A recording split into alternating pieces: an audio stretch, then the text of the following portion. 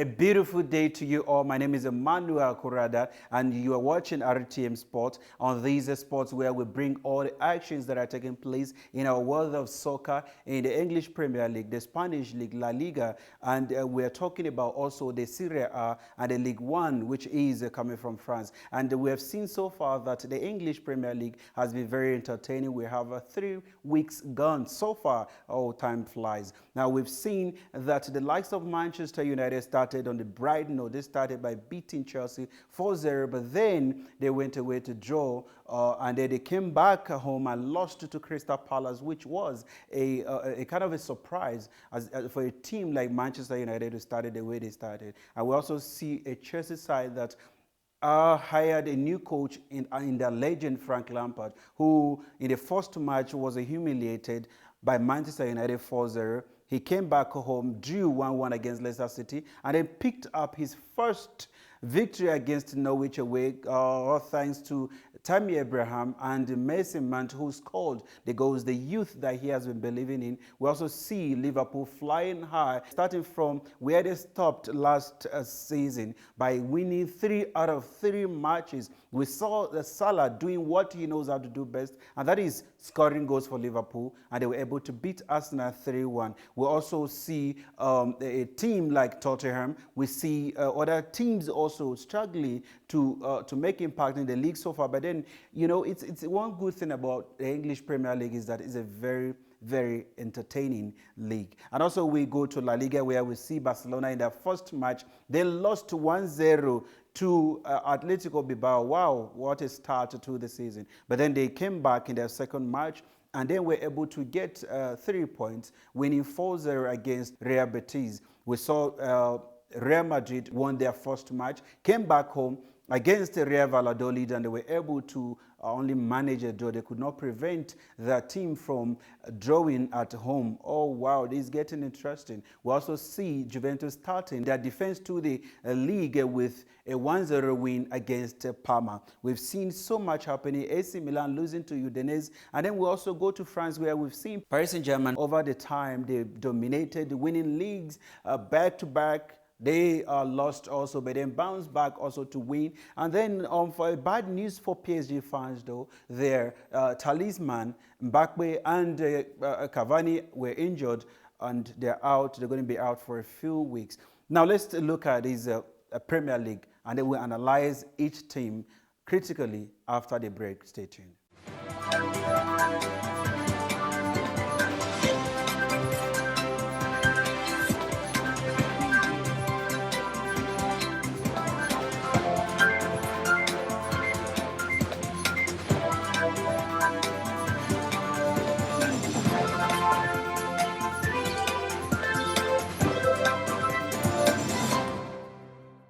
Thank you so much. We're going to be looking at the Premier League and the teams that are doing very well, and the teams that are also trying to implement their own style of play. We start with a team, Chelsea, with which they played the first match in their third week, winning 3-2 against Norwich City. And then, you know, you look at the Chelsea, you see a lot of frailties in their defense. They've not kept a clean sheet since the beginning of the season. They lost 4-0 against Manchester United. They drew at home 1-1 against Leicester City. They took the lead, but could not prevent Leicester City from coming back. A wonderful header from Wilfred Ndidi, preventing and denying Chelsea from getting 3 points in that match. And then they went to Norwich City.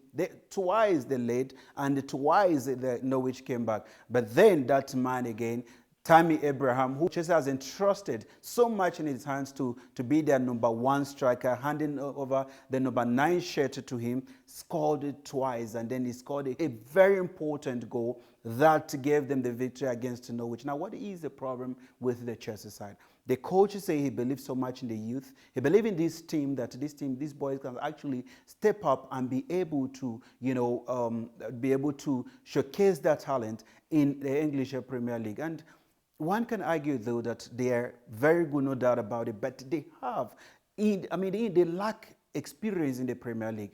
Though you can see the signs of players who have the potential to become great in future, but these players, Tammy Abraham for one, is a very good striker, no doubt. They need more experience. We have Mensa Mount is also a very good player. But one key area in that Chelsea team that is lacking so much, the department that is lacking so much in that Chelsea side is the defense. Because there's no how you will score two goals against the Chelsea side that we all know that then you will come back within 5 minutes, you will score 2 goals. It's very, very rare to happen. But then we've seen this happen often in the Chelsea side with Kotzuman and Christensen being defensive partners. We could see the loopholes. The coach of that Chelsea side say he's going to keep faith with his young side. He's going to continue with them because he believes in them that they will get better with time. Anyway, let's just pray and hope that Frank Lampard knows what he's doing, because that job is a very, very big job for him. Chelsea is a club known for when they hire you today, you don't perform tomorrow, you get fired. And he being the legend of the club, I'm sure he understands what it entails to be a coach of Chelsea and the pressure that comes with it. After that, then let's go to Manchester United. We're talking about Manchester United side that last season also hired that legend in the person of Ole Gunnar Solskjaer, who came in and was trying to also implement his own ideas. Last season they did badly. They were able to qualify for Europa. Unfortunately for them, missing out on the Champions League. A great club like Manchester United losing out on the Champions League. And now they've started well, but you can also see that there's something lacking in that team. There's no character, there's no leadership. The characters are not there. We used to have the likes of Vidic, we have Ferdinand, we used to have Evra, we have all those players that were there that could step up and then be leaders. And now Manchester United is suffering. And then there's also speculations coming here and there that Paul Pogba might not be in Manchester United this season, which he's not saying anything about it, but the paper seems to be very confident that he wants out of Manchester United. Those are things that we're going to wait to see. And then we move to Manchester City, which is the neighbors to Manchester United. Manchester City, they started very well. But, against the Tottenham side, well, anyway, a lot of people, myself included, we complained so much about the VAR. VAR, for me, I don't think should be in football, because the controversial decisions is what make soccer very interesting, because sometimes you have those goals that are not goals and then the referee is given, and then we see those things and then we have things to talk about. But now the VAR is dead. It prevented and denied Manchester City from beating Tottenham 3-2, and then they were able to draw that match 2-2, which is not so good. And Pep Guardiola supported the VAR anyway. He said no, he supported the decision. I guess he's saying that because when it happens to him, nobody else will complain about it. And we'll see where he's coming from. And Pochettino, well, on the other side, he was very good. It was a tactical master plan from the coach, bringing in Lucas Moura, who came in and then immediately his first touch, he scored a goal in that match. And this is becoming very, very, very interesting, that Manchester City, will they still retain the title for the 3rd time in a row? Well, the Liverpool side, I feel, is very more sophisticated to win the trophy this season. But then it's too early for me to say who is going to win and who is not going to win.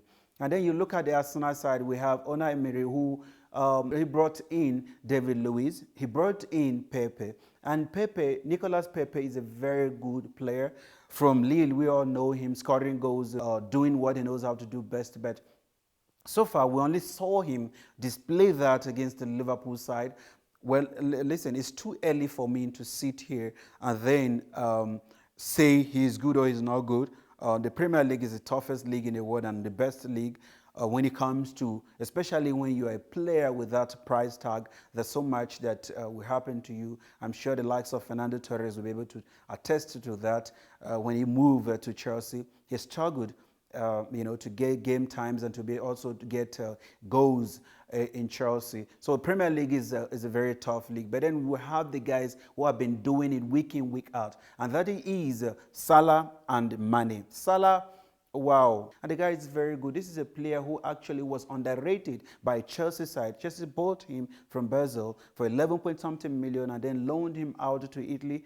Then they sold him, which it was a very big loss for them. Today, that guy is a world best contender. If you ask me that question, that is who I would pick, leading Liverpool to the Champions League trophy, and then also scoring, being one of the top goal scorers in the English Premier League last season. And the guy continued again this season. And then you also have the likes of Manu, you have Virgil van Dijk. That is the character that I'm talking about. When you have those characters, trust me, you're going to get a result because you have leaders, you have people who understand the game.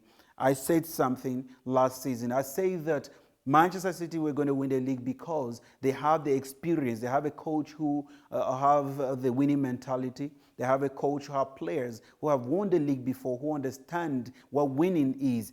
And they are going to win, and they won. So this time around, you look at the Liverpool side also, they've been coming close, and they have a team that has been together. Not much has changed. You still have the likes of Shaqiri, you have the likes of Origi, you have Virgil van Dijk, like I mentioned earlier. You have Van Eden. We have those players are still there. So we're expecting a Liverpool side that is going to compete again in the Champions League. Is going to also compete for the Premier League, if not win it.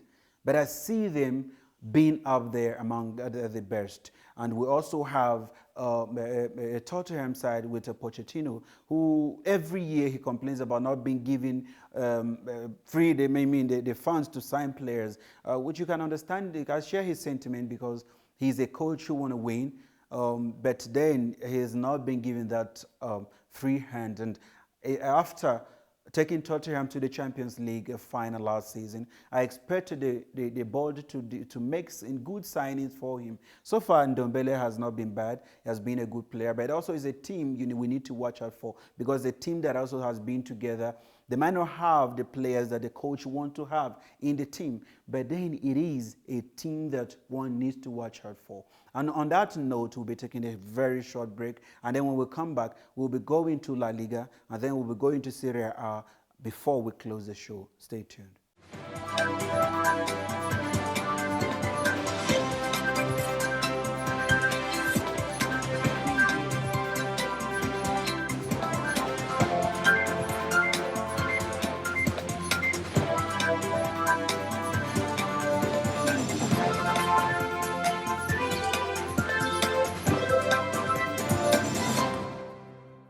Welcome back. Like I said before we went on a break, let's look at what is happening in La Liga. Now you talk about La Liga. It's a league where you mention not few teams that you will mention that are going to be competing for the league. But then you have the almighty Barcelona, you have Real Madrid, you have Atletico Madrid. Not Atletico, but Atletico Madrid. And, Valencia used to be informed, but we don't know what happened to them. And now it's just between the three of these people who have been fighting for the league. And then in their opening matches, we've seen what happened in the first two matches.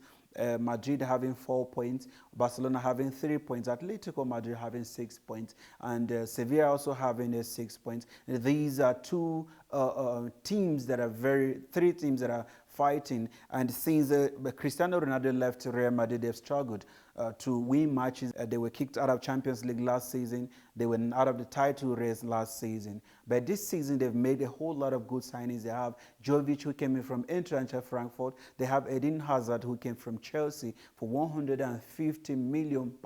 They also have Rodrigo, who they bought but then loaned back to Brazil, but is back with them now in the team. And of course, that guy, Gareth Bale, who there were a lot of speculations about him leaving Real Madrid, did not leave. He's still very much in Real Madrid, and the coach came out surprisingly to say that he is counting on Bale to do the magic for him this season. Wow. And you also have good players, the likes of Modric are still there. You have Toni Kroos, you have all these players are still in Real Madrid. Will Madrid be able to wrestle that league from Barcelona? That isn't left to be seen. And then on the Barcelona, the other hand, we have a Barcelona side that they struggled the first match. Well, a lot of people will argue, though, that because Lionel Messi was not there, they struggled because their talisman wasn't there.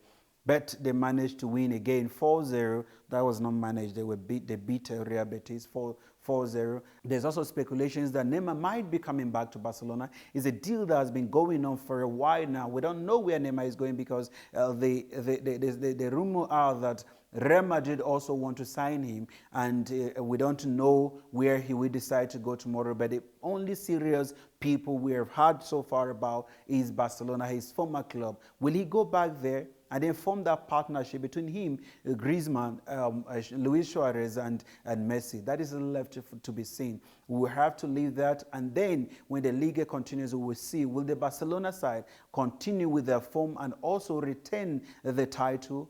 Well, that is also too early for us to decide. Now, let's look at the Atletico Madrid side. They've spent so much. They surprised everyone, signing João Felix from Benfica for 100 and something million pounds. Wow, a small boy who is still just coming out. But then one can also, in these crazy transfer, one cannot question that amount of money paid on him, because the football has evolved. And not just evolved in terms of quality, but it has evolved in terms of spending. It's how much you have, that is how good you're going to get players. Any player, every average player is going for a lot of money. Good ones are also going for huge sums of money, and you cannot blame them for that. They've started so well to the league. They have a manager who has been in the league and who understands the league so far, in the person of Diego Simeone, who has been with them, who has won the league with them, has taken them to Champions League final, and then he's also a good coach and bringing these people, and Trippier also coming from Tottenham to join Atletico Madrid. I mean, they are looking like a team that a lot of things are not being said about them, but a team that can surprise any and everyone in the La Liga. Anyway, that is it for La Liga, and we'll be moving to the Serie A. Talking about that man, Cristiano Ronaldo, who said he will play until when he's 40, he will still be playing. Cristiano Ronaldo has been a guy who has been very, very, very, very good. I promise you that. In Manchester United, won the world best in England for the first time in a long time. And, you know, you have to give him credit. He really tried by playing in Manchester, winning the Champions League, the league, and then, you know, moving to Spain. When he was going to Spain, there were a whole lot of stories about debates here and there about people, is this guy really good to play in La Liga? Is he going to be able to rule the way he did in Premier League? And just for him to justify that price, and then also he exceeded the expectations of everyone by becoming the highest goal scorer in Real Madrid, winning Champions League 4 times. That guy, that is a record. He was in Madrid, and since he left Madrid, he went to Juventus again, and then we started also debating. You know,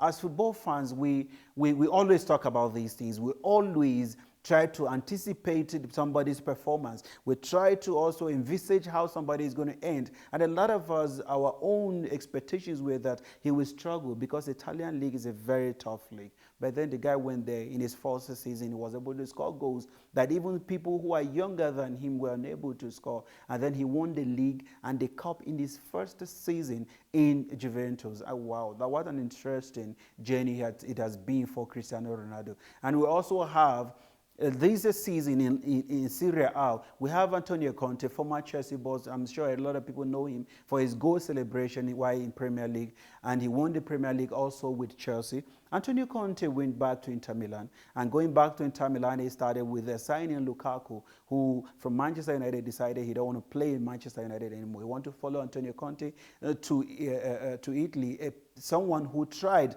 to sign him in Chelsea but was unable to re-sign him back in Chelsea. And also, there's also speculation, it's not confirmed yet, that Alexis Sanchez will be joining Antonio Conte in Italy.